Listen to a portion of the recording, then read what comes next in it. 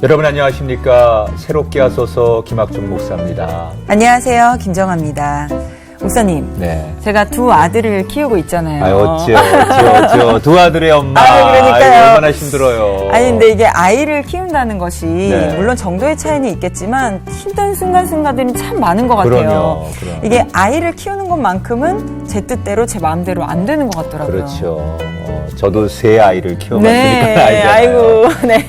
세상에 제일 어려운 역할 중에 하나가 부모의 역할이라고 하는데요. 부모가 되는 거는 쉬운데 정말 부모의 역할을 하는 것은 어려운 것 같습니다. 맞습니다. 아마 우리 시청자분들이 제일 공감하시는 내용이 이 주제이지 않을까 생각을 하는데, 오늘 그런 고민을 하시는 분들을 위해서 이분은 정말 적재적소에 필요한 분 같아요. 맞습니다. 이분은 정말 자신이 겪은 이야기, 그리고 많은 또 현장에서 여러 가지 아이들을 가르치면서 생겼던 일들을 통해서 오늘 부모들에게 정말 좋은 비법을 제시해 줄 수 있는 분이라고 생각합니다. 네, 맞습니다. 저도 부모의 한 사람으로서 굉장히 기대가 되는데요. 어떤 분이실지 먼저 영상을 통해서 만나보시죠. 학업 성적 최상위권, 명문학교의 전교부회장, 또한 각종 대회의 모든 상을 휩쓸며 이른바 엄친아 엄친딸을 만들어낸 주인공. 바로 두 남매의 어머니이자 과거 수많은 학부모들이 손에 꼽던 교사 이유남 교장입니다. 하지만 모범생 자녀를 둔 엄마로 부러움을 샀던 이 가정에 찾아와 버린 예상치 못한 불행들. 엄마의 교육열에 지친 전교 1등 남매는 갑작스럽게 고교 자퇴를 결정한 후 세상과 소통을 차단했습니다. 변해가는 자녀들을 그저 바라봐야 했던 이유남 교장. 부모이자 교육자로서 참담한 마음을 금할 수 없었던 그제야 교육이라는 우상을 내려놓고 온전히 하나님께 아이들의 삶을 맡기기로 결단했습니다. 그 결과 하나님의 손길을 통해 자녀들 마음의 상처가 회복돼갔고 자신의 비전을 찾아 다시 스스로 공부하기 시작했습니다. 성과 중심의 가치관으로 자녀를 양육하던 방법을 벗어버리고 하나님이 주신 지혜로 온전한 가정을 일궈낸 명신초등학교 이유남 교장의 이야기를 만나봅니다.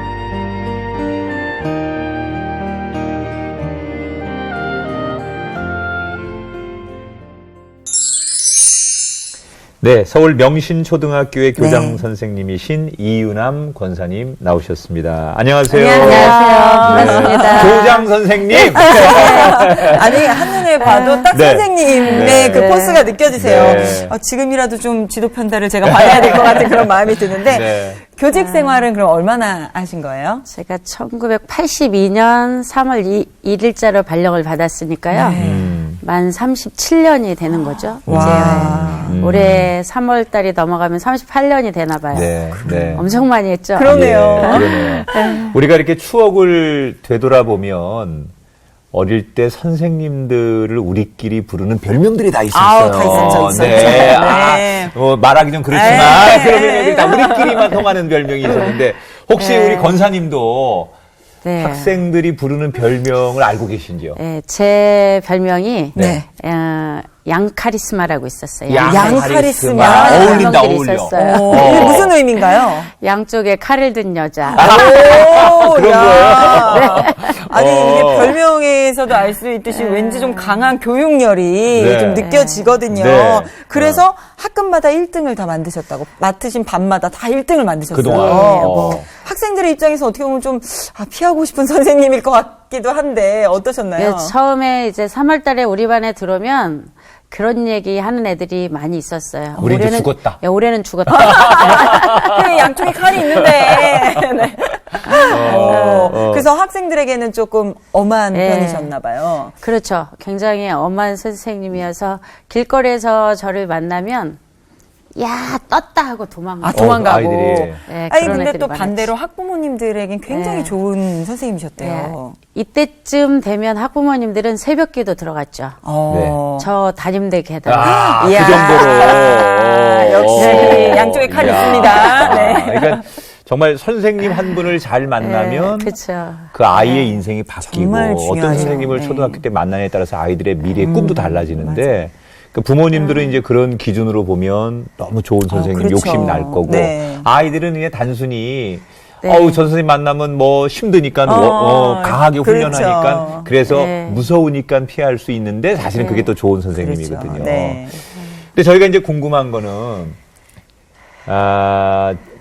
교인들이 목사님에게 제일 궁금한 건 교회에서는 그렇게 설교하시고 멋있어 보이고 강단에서 보는 목사님이 집에 가면 어떨까? 궁금하죠. 집에 가서도 아이들에게 할렐루야 뭐 아유, 이럴까? 궁금합니다. 네, 궁금해요. 그런데 저희의 궁금증도 똑같거든요. 네, 그쵸. 맞아요. 아이들에게는 너무 그렇게 엄하고 정말 학교에서는 아주 카리스마 있는 선생님이 집에 가서 내 아이들에게는 어떤 엄마일까? 진짜 궁금해요. 네. 저희 집은 더 했을까요? 덜 했을까요?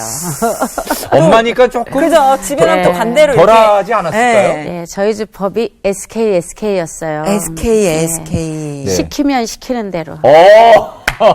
엄마가 시키는데 아빠가 시키는데 건방지게 말이 많아. 오, 네.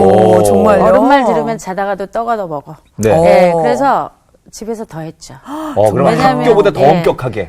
왜냐하면 우리 학교 애들을 제가 잘 가르치듯이 우리 집 애들도 잘 가르쳐야 되고 제가 우리 아이들이랑 학교를 같이 다녔어요. 네. 데리고 다니니까 우리 선생님이 우리 반을 이렇게 무섭게 하면서 자기 애는 잘못 가르친다 이렇게 하면은 안 그렇죠, 되잖아요. 그러니까 우리 집 애들은 학교에서 흠잡히지 않게 다른 쌤한테 또 야단듣지 않으려고 집에선 더 했었어요. 그럼 자녀들이 어떻게 형제예요, 남매예요? 큰 아이가 아들, 작은 아이가 딸이에요. 남매를 네, 두셨어요? 둘을 뒀습니다.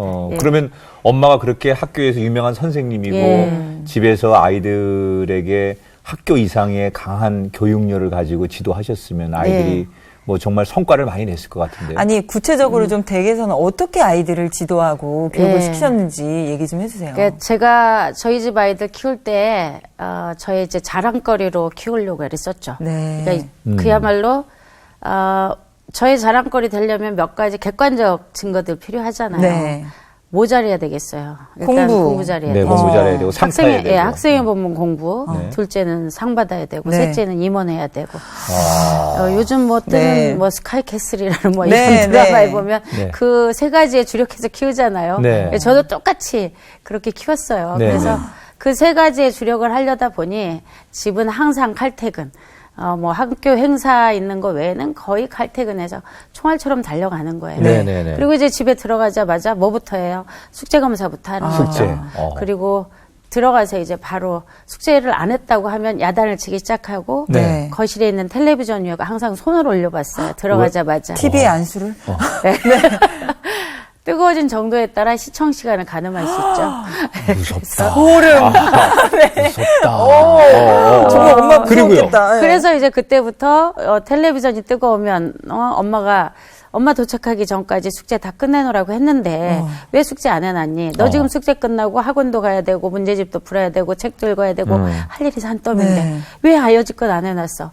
그렇게 시작을 해가지고 따다다다다다다 이제 야. 해서 아이들을 정말 뭐 시키면 정말 시키는 대로 해야 되는 그런 엄마. 아이들이 착했나 봐요. 또. 그러게요. 진짜 착했어요. 착했나 봐요. 저희 집 엄마가 애들이 되게 무섭게 하면.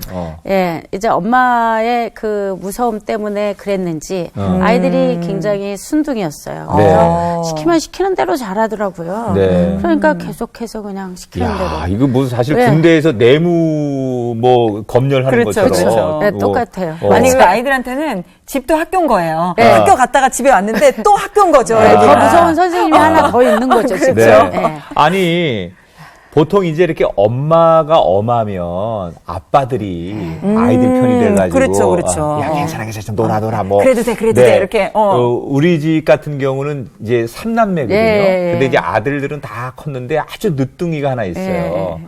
근데 아들들한테는 아빠가 좀 엄했고 이 딸한테는 엄마가 엄해요. 네. 근데 이제 아빠는 나는 이제 우리 막둥이한테 괜찮아 놀아도 돼 맞아요. 먹고 싶은 거 먹어 이러고 그러는데 엄마는 이제 네. 못하게 하거든요. 그렇죠. 누군가 한 사람은 이게 엄마가 그렇게 엄격하면 아빠가 아이들 편이 좀 돼주고 좀 여백을 주지 않았을까? 어떠셨어요? 그렇게 했으면은 문제가 안 생겼을 텐데요. 네. 제가 이제 적극발랄 명랑쾌활 신속 이제 혈액형이 O형이에요. 네. 저희 남편이 소신민감, 세심완벽, 철저 이제 A형인데 스몰 A에 그게 트리플 A예요. 아하. 그래서 저하고 굉장히 이렇게 좀 반대적인 성격이었는데 네. 유일하게 저하고 맞는 게 하나 있었는데 그게 애들 잡는 게 맞았어요. 아, 왜 훈육하는 게. 그러셨을까? 제가 야단을 치면 꼭 지원 사격하러 달려오더라고요. 내가 그럴 줄 알았어, 뭐 예, 이러면서. 예, 맞아, 아빠가 먼저 하라 그랬지. 뭐. 엄마가 그렇게 하라고 했으면 했었어야지. 뭐.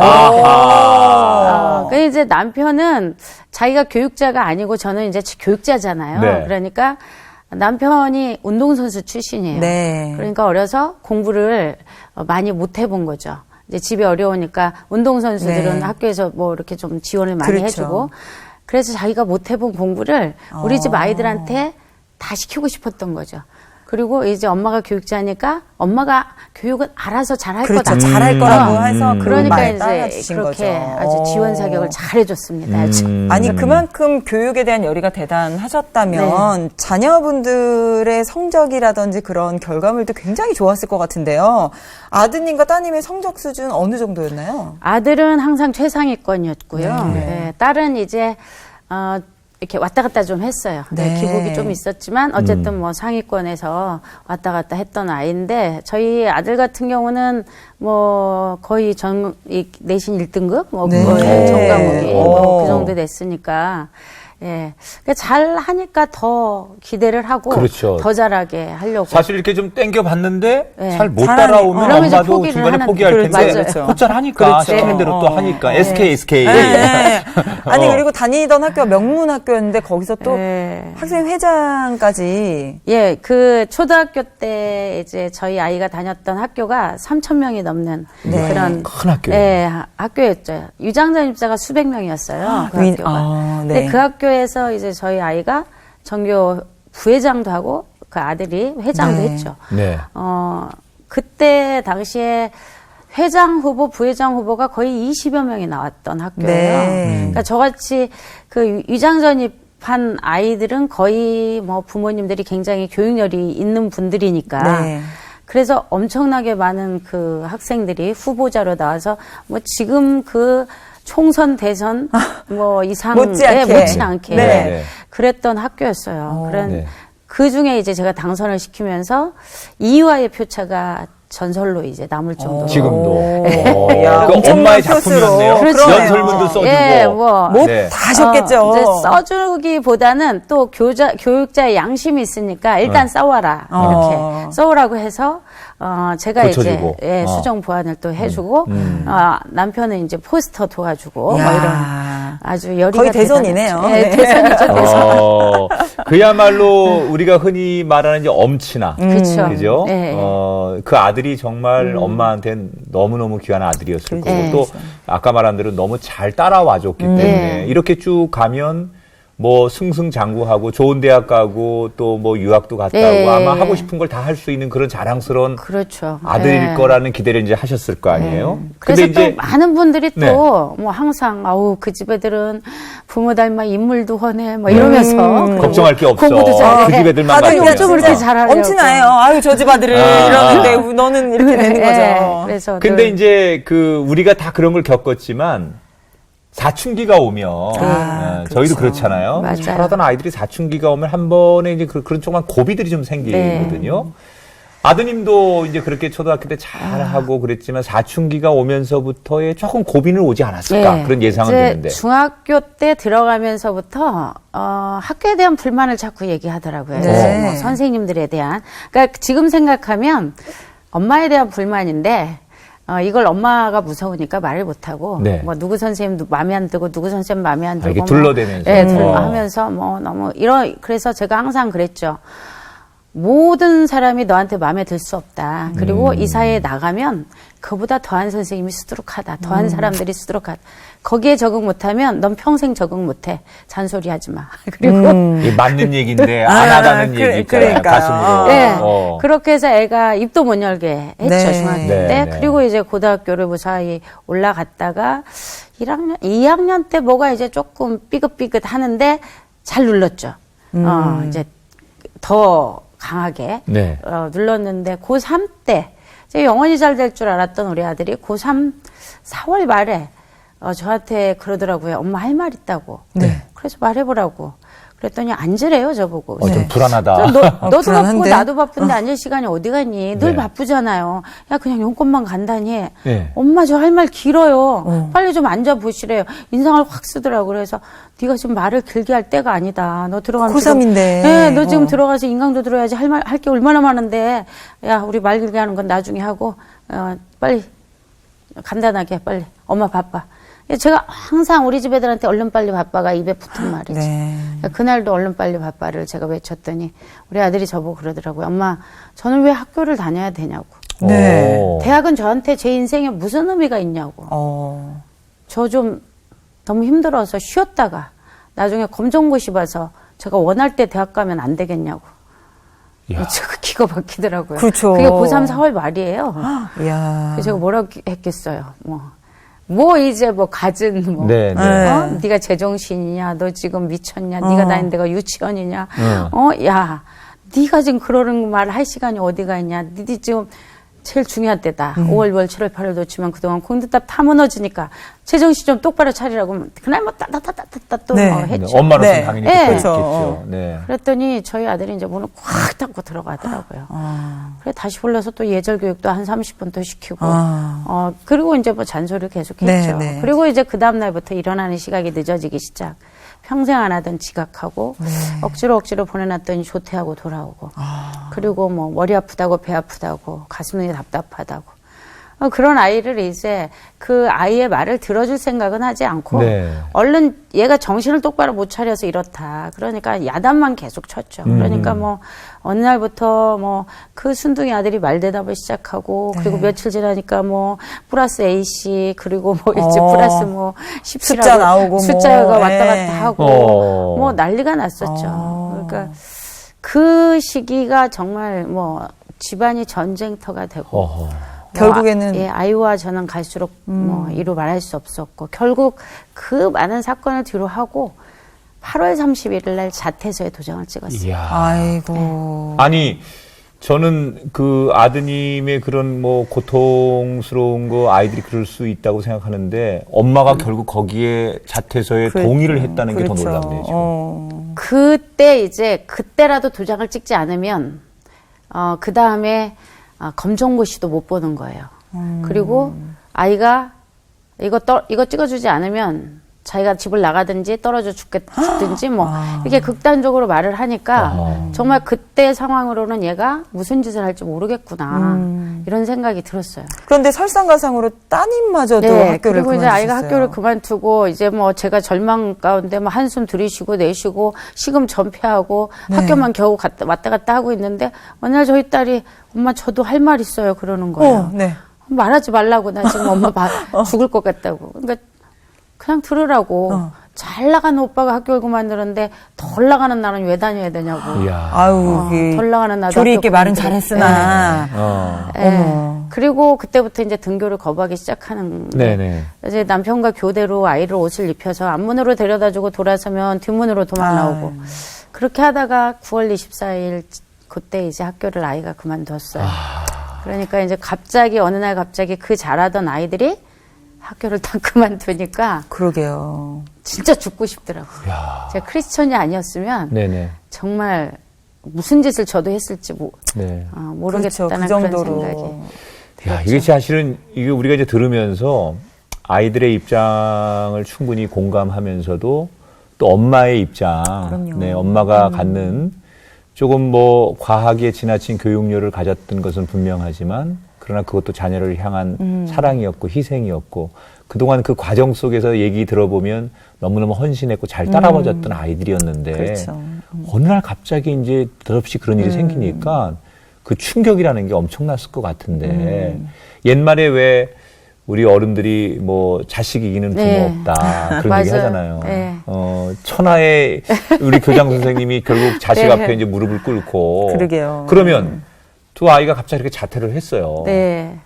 자퇴한 뒤에 이제 뭘 자기들이 원하는 걸 정말 그러면 했나요? 그래서 이제 그러면 자퇴를 했으니까 네. 아이들 말로는 자기들이 쉬었다가 이제 검정고시를 보겠다고 했어요. 네네. 네. 그러면 검정고시 준비를 해야 될 거 아니에요. 네. 제 생각에.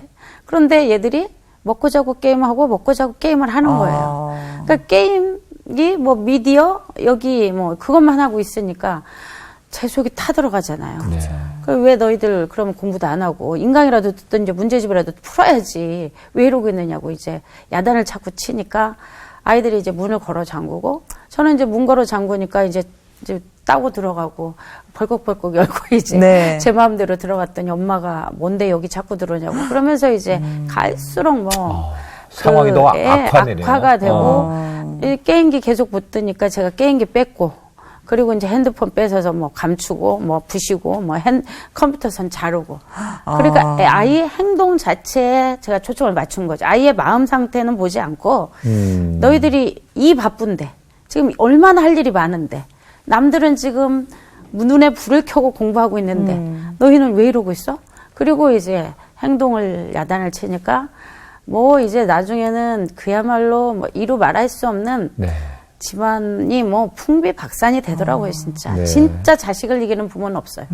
아니 근데 그러던 와중에 남편분의 사업까지도 예, 어려우셨어요. 남편 사업이 이제 부도가 저희 사업은 사실 망할래야 망할 수 없는 그런 사업인데 기적처럼 그렇게 망하더라고요. 기적처럼. 네. 그래서 진짜 제가 혹시 남편분이 어떤 사업을 도시가스 사업이에요. 네네. 번역별로 이렇게 딱 정해진 네네. 우리 그럼 망할 수 없는 우리 사업이네. 진짜 망할 수 없는 사업이죠. 네.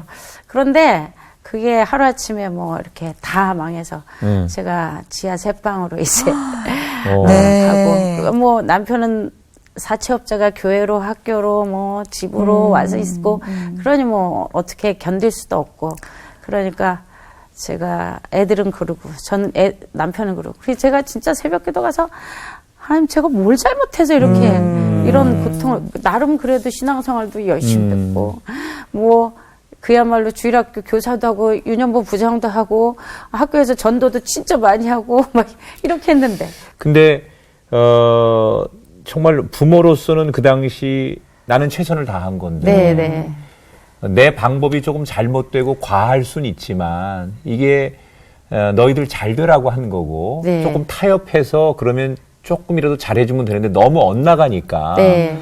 그 자녀들에게 또 엄마는 엄마대로 상처가 되고 이 아들, 딸에게 좀 서운하고 섭섭하고 전 그랬을 것 같아요. 엄청 섭섭했죠. 네, 내가 네. 너희를 어떻게 키웠는데 네. 먹고 싶은 거 안 먹고 가고 싶은 데 안 가고 쓰고 싶은 거 안 쓰고 입고 싶은 거 안 입고 내가 너희들한테 이렇게 최선을 다해서 투자해서 키웠는데 억울하고 분하고 네. 그러니까 그거에 대해서 너무 억울하니까 네. 아이한테 내가 뭘 잘못했니? 네. 내가 어떻게 너희를 키웠는데 막 이러면 우리 집 애들이 우리 아들이 그러더라고요. 내가 언제 그렇게 하라고 그랬냐고. 엄마가 좋아서 했지. 엄마가 좋아서. 내가 언제 엄마 놀러 갈 때 발목을 잡았냐고. 엄마가 옷을 살 때 카드를 뺏은 적이 있었냐고. 엄마가 좋아서는 그 짓이 얼마나 우리를 숨막히게 하고 얼마나 우리를 힘들게 하고 얼마나 우리를 돌아버리게 했는지 아느냐고. 여기가 집이냐고. 차라리 감옥이 차라리 나을 것 같다. 야. 이런 얘기를 우리 아들이 그때 하는데 저 충격이었어요. 그렇죠. 게다가 거기에 따님은 또 자기 몸에 스스로 상처를 내며 불만을 좀 표시했다고 하던데요. 저희 아들이 그날 이제 그렇게 막 저한테 하면서 저하고 그날 굉장히 옥신각신해서 제가 코너에 몰려가지고 아들한테 들을 말 안 들을 말 제가 다 들었죠. 네. 그래 이제 그 뒤에는 아들이 무서워서 이제 못 건들겠더라고요, 얘가. 막 저한테 이렇게 그렇죠. 대들고. 뭐 180이다 되는 얘가 막 저한테 눈 살기가 등등해서 네. 저를 쳐다보니까. 그래서 이제 아들한테는 제가 굉장히 조심을 하고. 네. 근데 이제 아들한테 못하니까 딸한테 이제 또, 시도를 했는데 딸이 같은 집에 사는데 저랑 얼굴 못 본 적이 참 많아. 한 달 뭐 이렇게 못 본 적도 있었고요. 네. 이제 제가 나가야 나오고 제가 들어가기 전에 문 걸어 잠그고 네. 제가 해주는 밥 안 먹고 제가 해주는 뭐 저하고 제가 뭐 어쩌다 만나서 물어도 대답도 안 하고 이제 투명 인간인 거죠. 그러더니 어느 날 이제 저하고 그 전날 화장실 갔는데 문을 좀 아이 방 문을 열었더니 막 난리가 났더라고요. 네. 방이 진짜 쓰레기 방에서 이런 방에서 이렇게 먹고 자고 게임을 하느냐고 좀 치우고 아이가 정말 날씬하고 예뻤던 딸이 뭐 5kg, 10kg, 80kg가 넘더라고요. 그러니까 운동도 좀 하고 얼굴 피부가 뭐 말도 못하게 막 진물이 나니까 피부과 좀 가고 그러라고 이제 잔소리를 했죠. 네. 또. 네. 네.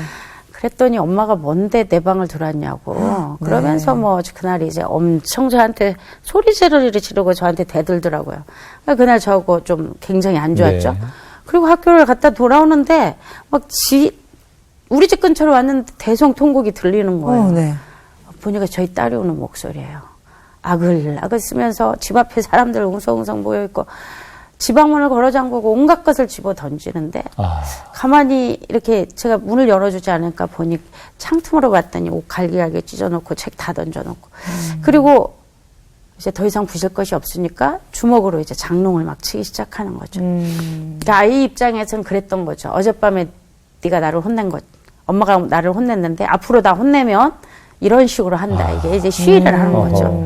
그리고 그동안 이제 쌓였던 것들이 분노가 더 폭발을 하면서 이 주먹으로 막 장롱을 쳐서 그 장롱 문짝을 다 때려 부시는데 손이 막 피투성이가 돼요. 그거를 보는데 이제 그동안은 저는 우리 집 애들은 절대 자살 같은 건 안 할 거다. 모태신앙이니까. 그런데 그 분노하는 장면을 보니까 얘가 이러다가 무슨 짓을 할지 모르겠다. 아이가 진짜 이거는 순간적으로 얘가 무슨 선택을 할 제가 어떻게 할 수 있는 방법도 없고. 그럴 수 있죠. 그리고 그날 밤에 이제 아이를 더 자극하면 얘가 안 되겠다 싶더라고요. 애가 죽고 나면 뭐 제가 뭐가 되겠어요. 그래가지고 그냥 아이를 자극하지 않고 제 방에 이제 들어와서 앉아서 그날 정말 많이 울었죠. 도대체 난 뭘 잘못해서 내가 이런 나는 열심히 살았는데 그리고 눈물 줄줄 흘리고 있는데 그날 갑자기 머릿속에 막 촉촉촉촉촉 뭐가 지나가는 거예요. 네. 그게 이제 우리 아이들과 어린 시절부터 있었던 사건들이 이게 막 지나가는데 다 잊어버렸던 그 아주 오랜 옛날부터 있었던. 네. 그래서 제가 깜짝 놀래가지고 내가 좀 헛것을 보나? 내 왜 이러나? 그리고 막 머리를 흔들었죠. 그런데 그때 이제 이게 막 넘어가면서 음성이 하나 들리는 거예요. 네 모습을 보아라. 네 모습을 보아라. 근데 거기서 제 모습을 보니까 진짜 아이를 막 다그치고 검사하고 확인하고 감시 이런 걸 하고 있더라고요. 네. 그 속에 이제 제가 두 가지 사실을 그날 성령께서 깨달음을 주셨어요. 한 번도 우리 집 아이들을 진심으로 칭찬해 주지 않았다는 거죠. 제가 칭찬을 했다는 것은 그 다음에 성과를 내기 위한 뭔가를 더 시키기 위한 성과 중심의 칭찬. 두 번째는 제가 여유가 없었잖아요. 늘 바쁘잖아요. 그러니까 아이하고 눈을 맞추고 대화를 한 적이 없어요. 아이가 얘기하면 저는 설거지를 하거나 아이 뭐 만들어준 음식을 만들거나 아니면 제 공부를 하거나 이런 거를 하고 있고 아이가 길게 말하면 됐어 알았어 빨리 학원 갔다 와 빨리 저기 들어가 숙제 이런 짓을 하고 있더라고요. 그날 내가 우리 집 아이하고 눈을 맞추고 공감해주고 맞장구 치고 대화한 적이 없었구나. 그 두 가지 사실을 그날 성령께서 깨달음을 저한테 주신 거예요. 그리고 나서 이제 제가 그 뒤부터 어떤 부모님은 아이를 끝까지 행복하게 잘 키우는가, 어떤 선생님은 긴 세월이 지나도 많은 제자들이 찾아오는가 고민하기 시작했죠. 그리고 이제 그때부터 공부를 하기 시작했어요. 네. 이제 내 방법으로 안 되니까. 그래도 그 이후에도 계속 배우시고 또 노력하려고 많이 하셨잖아요. 그렇죠. 어떻게 조금씩 변화가 되던가요? 정말 공부를 많이 했어요. 네. 정말 없는 돈에 카드 할부해가면서 네. 뭐 배운 코칭, 리더십, 상담 이런 거 네. 공부를 하면서 뭐 자격증도 따고 이제 바로바로 안 변하니까 그러니까 그거 공부를 하다 보니까 믿음이 들음에서 나잖아요. 네.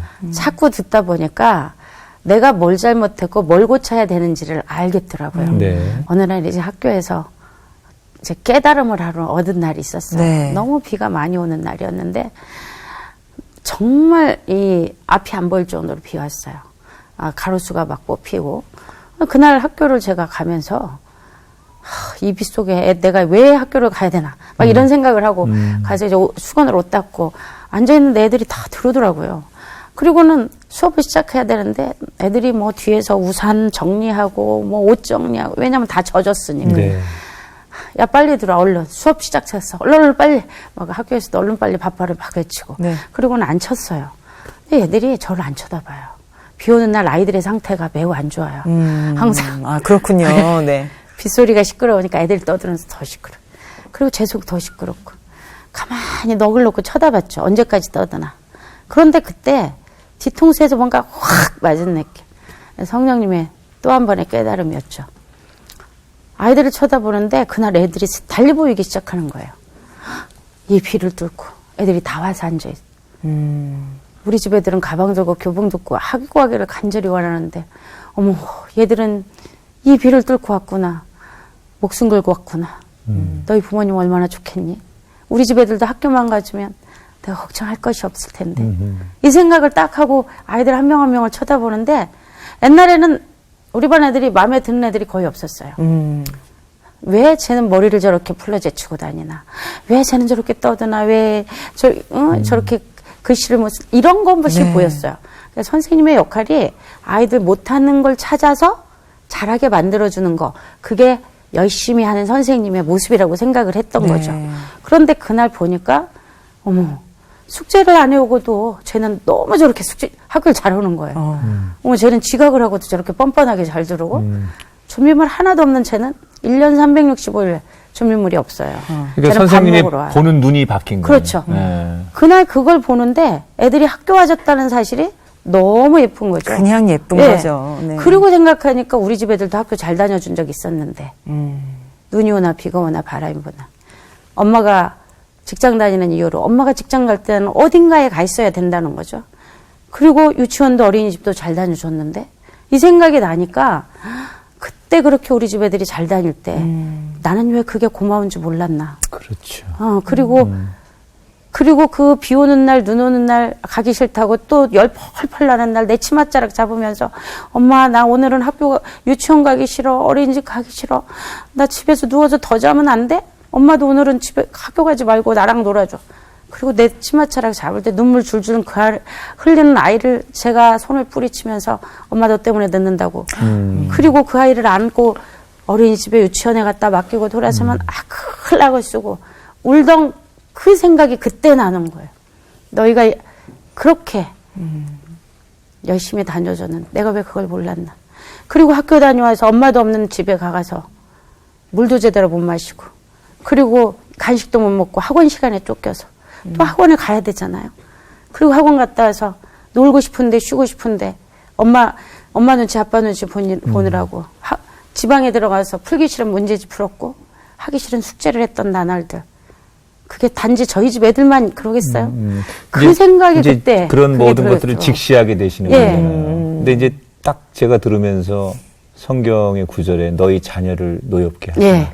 이 부모들이 자녀를 위해서라고 하지만 그게 옳은 길 같지만 결국 자녀가 상처받고 그쵸. 슬퍼하고 또는 우울하고 노엽게 하는 게 다 그렇죠. 우리 부모들이 짓는 죄인데 지금 선생님이 말씀하시는 딱 그 얘기가 우리는 옳은 거고 정당한 거였는데 부모니까 그렇게 해야 된다고 생각했는데 지금 딱 그 현실에 대면하셨네요. 그러면 그런 걸 직시하시고 나서부터 그때부터 좀 마음이 편안해지시고 정말 더 내려놓게 되실 수 있었을까? 자녀들을 바라보는 시선이 달라지면 또 행동이 달라질 수밖에 없을 것 어떻게 같은데. 그래서 제가 그렇게 생각이 드니까 그 다음부터는 아이들이 얘들이 이 힘든 과정을 거쳤음에도 불구하고 죽지 않았구나. 그 사실이 살아있는 게 감사했고 그리고 저희가 그때 지하 셋방에 살았던 이유를 저는 그때는 몰랐어요. 사업이 어려워서 이제 어려워서 그냥 단순히 내려갔다고 생각을 했는데 저와 갈등이 정말 심할 때 저희 집 애들이 둘이 싸워가지고 정말 응급실에 실려가기도 하고 뭐 치고받고 싸우고 피가 낭설을 하기도 자기들끼리. 하고 지네들끼리. 왜냐하면 자기 맘도 안 편한데 쟤도 저러고 있으니까 나오면 너 게임 그만해. 그러면 이제 그러면서 또 싸우는 거예요. 그리고 컴퓨터 이제 거실에 컴퓨터가 그때는 하나였으니까 자기가 하고 싶은 게임 해야 되는데 얘가 하고 있으니까 그랬던 이제 그때 생각하면 저희가 아파트에 옛날에 살았다 하면 망하지 않고 그럼 얘들이 정말 극단적인 선택을 하지 않았었을까. 하나님이 이미 정말 많은 것들을 예비하시고 저를 지하에 보내셨었구나. 이 생각까지가 들더라고요. 그러면 그렇게까지 생각했던 그 아드님, 따님이 지금은 어쨌든 간에 이제 건강하게 정말 변화되어서 이제 든든한 가족의 구성원이 되신 거 아니에요. 언제 그 아드님, 따님이 그 정말 마음을 열고 엄마를 받아주고 엄마와 아들과 딸의 관계가 회복이 되는 겁니까? 어떤 것 때문에? 제가 학교에서 학교 와줬다는 사실이 이제 깨달음을 네, 얻고, 네. 우리 애들도 학교 잘 다녔다는 그 깨달음을 그때가 얻고. 있었는데. 예, 그때, 집에 가서 이제 정말 얘들아 미안해. 얘들아 미안해. 너희가 그렇게 학교 잘 다녀주고 정말 유치원 잘 다녀줄 때 내가 그거 몰랐어. 미안해. 이 말을 가서 해주고 싶은데 문이 잠겨 있으니까 못하는 거예요. 네. 그리고 그 문 밖에 서서 정말 하염없이 눈물을 흘렸어요. 나의 이 소리 없는 함성이 저 아이들한테 어떻게 전달이 될까. 그리고 눈물을 더 흘리고 있는데 그러면서 이제 기도를 하는 거죠. 하나님, 제 마음이 저 아이들한테 전달이 돼서 움직이게 해주세요. 진심으로. 예, 정말 눈물 정말 많이 흘렸죠. 그리고 어느 날 보니까 아들 방문이 풀려 있는 거예요. 늘 잠겨 있던 문 잠그는 거 잊어버렸나? 라는 생각을 했는데 그날도 그 다음 날도 계속해서 열려 있더라고요. 그리고 며칠 지났는데 문이 빼꼼히 열리기 시작하는 거예요. 아이들 얼굴을 볼 수 있었죠. 너무 감사한 거예요. 얘들아, 방문 풀어줘서 고맙고, 그리고 너희 얼굴 보여주니 고맙고. 저의 옛날의 분노와 증오의 마음이 미안함과 사랑과 용서의 마음으로 바뀔 때 아이들이 사람에겐 텔레파시라는 게 있나 봐요. 그러니까 아무래도 제 눈빛이 달라졌을 거고, 그렇죠. 표정도 달라졌을 거고, 말투도 달라졌을 거고. 과거에는 뭔가 다시 얘들을 원위치로 옮기기 위해서 제가 연극을 하려고 했던 거라면, 그때는 이제 마음이 바뀌어서 정말 너희가 살아있는 거 감사하고 밥 먹어주는 거 감사하고 그러면서부터 서서히 대화가 한마디씩 두 마디씩 되더라고요. 그리고 어느 날 하나님께서 저한테 그런 깨달음을 또 하나 주신 게, 네가 아까 우리 목사님 아이를 노엽게 제가 제 책의 가장 중요한 내용이 내 자녀를 노엽게 하지 말란데, 제가 했던 모든 대화들, 그동안 공부 잘해도 칭찬도 제대로 해주지도 않고, 뭐만 못하면 왜 걔들은 잘하는데 네. 못하느냐고 야단을 치고, 그 대화의 종류에 원수되는 대화, 멀어지는 대화, 다가가는 대화가 있는데, 제가 하는 모든 말들이 다 원수되는 대화로 애를 그러면 정말 그렇게 노엽게 자녀들이 했네. 회복이 되는데 그때부터 예. 이제 정말 진심으로 하나님, 내 마음이 저 아이들에게 전해졌으면 예. 좋겠어요. 근데 정말 하나님께서, 성령께서 그 아이들의 마음도 그쵸. 깨닫게 움직여 하셔서 주시고. 움직이면서 조금씩 변화가 일어났는데 네. 권사님 생각에 아이들이 정말 이렇게 건강한 자리에 서고 엄마도 그 아이들을 받아들이기까지 몇 년 걸리신 거예요? 우리 아이들이 학교를 그만둔 게 2007년이거든요. 네. 2007년인데 저하고 조금씩 관계가 회복된 거는 이제 2010년. 그리고 한 2012년 한 정도, 5년 정도가 네. 걸렸는데, 그 사이가 길다면 굉장히 긴데, 네. 어느 날 제가 이제 생각해, 네가 저 아이들한테 17년, 18년을 아이에게 원수되는 말을 해서 분노의 마음을 쌓았다면, 노엽게 했다면, 17년, 18년을 기다릴 줄 알아야지. 조급하지 말고. 그 엄마가 진심으로 회개하고 아이들을 이해하고 용서를 먼저 구했다는 용기로부터 이제 실마리가 풀렸는데, 궁금한 건 지금 아드님, 따님이 현재 어떤 모습일까? 네. 네, 저희 아이들이 세상적으로 봤을 때 크게 보여줄 건 없어요. 네. 그런데 저는 이제 알았죠. 행복이 세상적으로 보여지는 게 행복이 아니라는 걸 알았기 때문에 저희 딸이 지금도 비정규직으로 일하고 있어요. 네. 그런데 저는 매일 아침 뭘 감사하느냐면, 이 아이가 아침에 일어나서 어딘가를 나가고 있어요. 그리고 사회의 구성원이 되어서 움직이고 있어요. 그거를 감사하고 있어요. 저희 딸은 미국 가서 사실 심리학 공부하고 왔어요. 아, 따님이. 그런데 이제 심리학을 공부하고 왔는데, 심리학 공부한 것을 또 청소년들을 데리고 또 해봤는데, 그게 지 길이 아닌 것 같기도 한가 봐요. 네. 그러니까 또 다른 시도를 하고, 이번 또 2월에 그 비정규직 하는 걸 또 그만둔다고 하는데, 네. 그럼에도 불구하고 저는 옛날 같으면 뭐 난리 나죠. 굉장히 행복하게 이제 따님을 하고 있고, 그렇죠. 자기가 자신의 하고 일을 있고. 자기가 자신이 있고, 원하는 그리고 걸 찾기 이 위해서. 아이가 그만두고 새로운 시작을 할 때는 늘 진보하고 있더라고요. 그러니까 엄마는 또 그거를 옛날 같으면 못 받아들이는데 네, 옛날엔 지금은 난리 나죠. 무조건 다 네. 지지하고 그렇죠. 인정하고 있고. 너는 무슨 일을 해도 잘할 거야. 네. 그리고 네가 가서 일하는 곳은 그곳은 그 사람들이 축복받은 곳이야. 네. 아드님은 어떤 일을? 아들은 이제 문해창작 공부를 했었고요. 글을 네. 썼고요. 네. 그리고 지금은 철학 공부하고 있어요. 이제 이번에 석사 수료를 하는 거죠. 아직 네. 논문은 다 안 썼고요. 네. 이번에 수료합니다. 예, 네. 정말 네. 그 지옥의 문 앞까지 갔다고 해야 될까요? 그렇죠. 그 정말 들으면서도 너무 네. 안타깝고, 흔히들 부모들은 부모들대로 상처와 아이들은 아이들대로 상처, 정말 혹독하게 그렇죠. 겪으셨는데, 네. 그런 깎이고 낮아짐을 통해서 우리 권사님도 하나님 앞에 정직한 영혼이 되신 것 같고, 아이들도 정말 힘들었지만, 네. 그래서 얻은 또 열매와 대가가 있어서 이렇게 책도 쓰시고, 맞습니다. 많은 부모들과 자녀들에게 이런 얘기를 주고 계신데, 마지막으로요. 네. 시간이 없어서 우리 시청하시는 부모님들에게 정말 한마디 꼭 해주고 싶은 경험자로서 또 크리스찬 부모들에게 꼭 부모님들에게 해주고 싶은 얘기, 자녀들에게 말고 한마디, 이 얘기만큼은 내가 꼭 해줘야 되겠습니다. 어떤 얘기 전해주시겠습니까? 제가 그동안 시키면 시키는 대로를 키웠잖아요. 네. 그러니까 부모님들께서 시켜서 키우시면 절대로 실패해요. 네. 시키시는 게 아니라 아이에게 선택권을 주라는 거죠.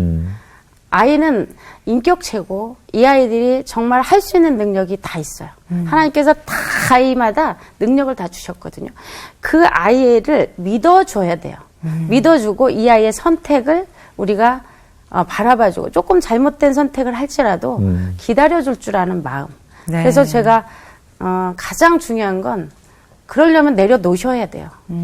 막 내가 붙들고 뭐 하시면 안 돼. 내려놓으시고 아이에게 선택권 주고 그 선택에 대한 믿음, 기다림. 그게 우리 아이들은 충분히 잘할 수 있다. 네. 예. 그 믿음을 가지시면 아이들은 믿어주는 만큼 잘하더라고요. 아니 지금 시청하시는 분들 중에 아마 비슷한 일을 경험하고 계시는 분들도 있을 거고 앞으로 또 겪게 되실 분들도 있으실 텐데 이미 그 길을 잘 지나오셨기 때문에 오늘의 이야기가 더 큰 깨달음이 되지 않을까 싶은데요. 말씀하신 것처럼 우리가 정말 하늘에 속한 부모, 지혜로운 부모가 될 수 있도록 앞으로 또 더 많은 그런 부모들이 나올 수 있도록 앞으로도 열심히 활동해 주시길 저희도 열심히 기도하겠습니다. 네, 아유, 감사합니다. 우리 권사님이 쓰신 책 그 글 가운데 이런 글이 있더라고요. 어리석은 부모는 자녀를 자랑거리로 키우려고 하지만 지혜로운 부모는 자녀의 자랑거리가 되고자 노력한다. 네, 참 공감이 되는 얘기고요. 네. 아는데 안 되는 게 자녀 문제고요. 네, 또 이 맞아요. 가족이라고 하는 것이 정말 가장 가까우면서도 가장 많은 상처를 주는 네. 그런 공동체이기 때문에 우리가 오늘 정말 공감하면서 얘기 들었고요. 네, 나한테는 그런 모습이 없을까라는 회개도 좀 됐고요. 맞아요. 또 오늘 권사님이 이렇게 당당하게 그 아픔과 지나가는 과거를 아름답게 표현해 주시니까 저는 정말 거기에 또 감동이 됐고요. 네. 지금보다 더 좋은 가정 그리고 권사님의 남은 생 또 두 남매의 자녀들의 인생이 펼쳐질 것을 네. 이게 상상이 됩니다. 아유, 감사합니다. 기도 가정을 많이 해주시고. 축복하고 네. 오늘 우리 권사님에게도 위로와 또 두 자녀에게도 하나님의 소망을 전하면서 가정을 향한 축복을 전해드리면서 오늘 인사드리겠습니다. 아유, 감사합니다. 오늘 함께해 주셔서 고맙습니다. 네, 고맙습니다. 네.